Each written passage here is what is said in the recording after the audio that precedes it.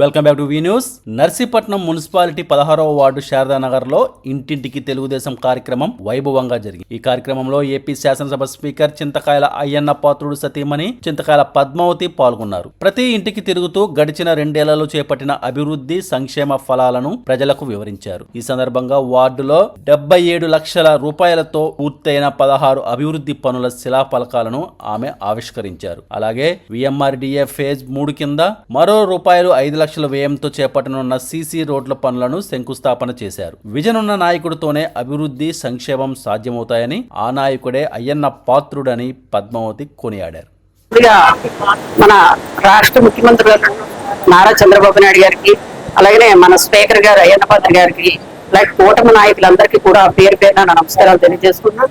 అలాగే ఇక్కడికి వచ్చినటువంటి ఇక్కడ 28 వార్డు నుంచి కూడా నాయకులు వచ్చారు. వారందరికీ అలాగే వార్డు ప్రతి ఒక్కరికి కూడా, అలాగే పాత్రికేయ మిత్రులకు అందరికి కూడా పేరు పేరున నమస్కారాలు తెలియజేసుకుంటున్నాం. మరి ఈ రోజు శారదానగర్ లో లాస్ట్ ఎమ్మెల్యే ఎలక్షన్ రావడం జరిగిందండి. ఎమ్మెల్యే ఎలక్షన్కి వచ్చినప్పుడు ప్రతి వీధి నేను తిరిగాను. తిరిగిన తర్వాత బురద రోడ్లో మేము తిరిగాం అందరం కూడా.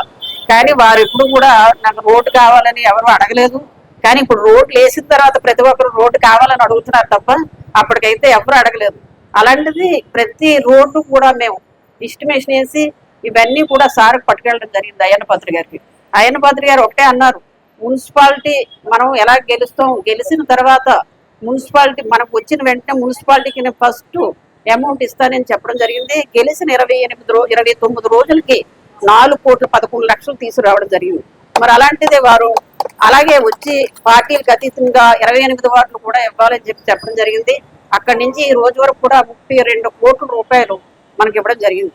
అది ఒకటే కాదండి, నర్సీపట్నం మున్సిపాలిటీకి 242 కోట్లు అభివృద్ధికి ఇచ్చారు. నేను సంక్షేమం చెప్పట్లేదు, అభివృద్ధి అంటే 2 సంవత్సరాల్లో మీరు ఆలోచించుకోవాల్సిన అవసరం ఉంది. ఏదైనా సరే మీరు ఏదైనా చేసేటప్పుడు మీ ఓటు మీ చేతిలో ఉంటుంది. మీరు ఓటు ఎవరికి వేస్తారో విజన్ ఉన్న నాయకుడికి వేస్తే మీ భవిష్యత్తు బాగుంటుంది. మీ ఇంట్లో భవిష్యత్తు బాగుంటుంది, అలాగే మీ వార్డు భవిష్యత్తు బాగుంటుంది. మీ వార్డు బాగుంటుంది, మున్సిపాలిటీ బాగుంటుంది, మున్సిపాలిటీ బాగుంటుంది, రాష్ట్రం బాగుంటుంది, నియోజకవర్గం బాగుంటుంది. అన్ని మీ చేతిలో ఉన్నటువంటిది. ఎవరికో 5 సంవత్సరాలు మీరు తాకట్టు పెట్టవద్దు. ఎవరైనా సరే 5 సంవత్సరాలు మన ఓటు వల్లే కదా వాడు గెలుస్తున్నారు. ఒక విజన్ ఉన్న నాయకుడిని మనం ఎంచుకుందాం. సెలెక్ట్ చేసుకుంటే ఫలితాలు ఇట్లా ఉంటాయి. మీరు సెలెక్ట్ చేసుకోకపోతే లాస్ట్ 5 సంవత్సరాలు మీరు చూసారో ఫలితాలు కూడాను నేను చెప్పనవసరం లేదు. అలాగని కూడా చాలా మంది నేను చెప్తున్నాను, ప్రతిపక్షం వాళ్ళకి ఎప్పుడు విమర్శలు పోటీ పడకండి, అభివృద్ధికి పోటీ పడండి. విమర్శలు వద్దు, అభివృద్ధి పోటీ పడండి. నేను చాలా సంతోషిస్తాను. అలాంటిది మీరు అందరూ గ్రహించాల్సిన అవసరం ఉంది. మరి ఇన్ని కోట్లు 2 సంవత్సరాలు తేగలిగారంటే సామాన్యమైనటువంటి విషయం కాదు. 32 కోట్లు తెచ్చారు. అలాగే 185 కోట్లు మంచినీళ్ళు పథకం అంటే ఇంటింటికి కొడాయి పథకం పెట్టడం జరిగింది. మనం మున్సిపాలిటీ 3 సంవత్సరాలు 4 నెలలు మేము అందరం కౌన్సిలర్గా పనిచేస్తాం. కానీ ఒక్క పని కూడా మేము చేసుకోలేకపోయాం. తర్వాత మన గవర్నమెంట్ కూటమి ప్రభుత్వం రావడం, వచ్చిన వెంటనే ఈ పనులన్నీ చేసుకుని ఆఖరికి నర్సీపట్నం అంధకారంగా ఉంది బల్బు లేక. అలాంటిది మేము వచ్చిన తర్వాత 1075 బల్బులు బాగు చేసి 700 బల్బులు కొత్తవి తెచ్చి, అలాగే 140 ఎలక్ట్రికల్ పోల్స్ వేసి, డ్రైన్స్ వేసి, సీసీ రోడ్లు వేసి, ఇవన్నీ చేసినటువంటి ఘనత అయ్యన్న పాత్ర గారు. నేను అందుకే ప్రతి ఒక్కరికి మనం చేస్తున్నా, మీ ఓటు మీ ఇష్టం, కానీ ఓటు వేసేటప్పుడు ఒక్కసారి ఆలోచించండి, ప్రలోభాలకు లొంగకండి.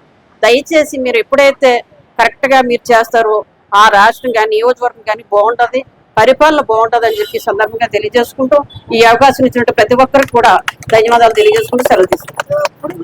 రూపాయలు పెట్టి 16 వార్డులో 20 వర్కులు దాకా చేయడం జరిగింది. అంటే మనం సుమారు 20 నెలలకి 20 వర్కులు చేయడం జరిగింది. నెలకు వర్క్ చొప్పున 20 వర్కులు చేయడం జరిగింది. స్పీకర్ గారు కూడా ఈ వార్డు మీద కాన్సన్ట్రేషన్ చేసి ఓ రోజు నన్ను పిలిచారు.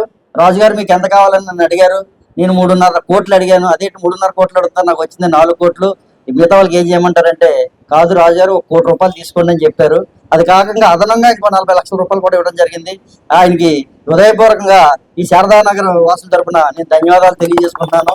అందరికి కూడా ఈ సంవత్సరంన్నరలో ఎంత డెవలప్మెంట్ అయిందన్నది మీరు చూసి మాకు చెప్పాలి. మేము చేసామా లేదా మీరు చెప్పాలి. సుమారు 90% రోడ్లు అయిపోయినాయి. ఇంకో 2 కానీ 3 కానీ రోడ్లు ఉన్నాయి. 16-17 రోడ్లు వేసాము. 2 డ్రైన్లు కట్టాము. ఈ డ్రైన్ కూడా దగ్గరగా 29 లక్షలు ఇచ్చారు. ఎలక్ట్రికల్ బేస్ అంటే ఎలక్ట్రికల్ పోల్స్, ట్రాన్స్ఫార్మర్లు ఇవన్నీ మార్చడానికి అదనంగా ఇంకొక 8 లక్షల రూపాయలు ఖర్చు అవుతుంది.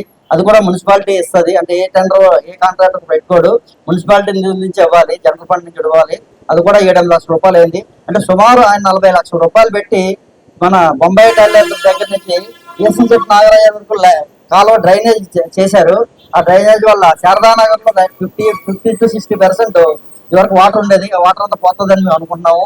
ఫర్దర్ గా కూడా ఇంకొక లైన్ ఇచ్చారు, డ్రైనేజ్ ఇచ్చారు. ఆ డ్రైన్ కూడా సుమారు 17 లక్షల రూపాయలు అవుతుంది. ఏదేంటంటే సార్ ఇందులో ముఖ్యంగా చెప్పవలసిన పాత్ర ఏంటంటే మేడం గారి పాత్ర ఎక్కువ ఉన్నది. ఎందుకంటే సార్ ఇవ్వడం వేరు, మేడం గారి దగ్గర నుండి చూడటం వేరు. సార్ డబ్బిస్తారు, ఏం చేయాలని మేడం గారికి మేము చెప్తాం. మేడం గారు కూడా పలానా డైరెక్షన్ వెళ్ళండి చెప్పడం వల్లే నేనంత గమ్మునే అంటే 20 నెలల్లో 20 వర్కులు చేశానంటే అందులో ప్రధాన పాత్ర మేడం గారే. బ్యాక్గ్రౌండ్ నన్ను గైడ్ చేసిన మేడం గారే. ఆవిడ కూడా నా హృదయపూర్వక ధన్యవాదాలు తెలియజేసుకుంటున్నాను. అలాగే మీరు కూడా సార్కి ఎల్లవేళ రుణపడి ఉంటారని కోరుకుంటున్నాను.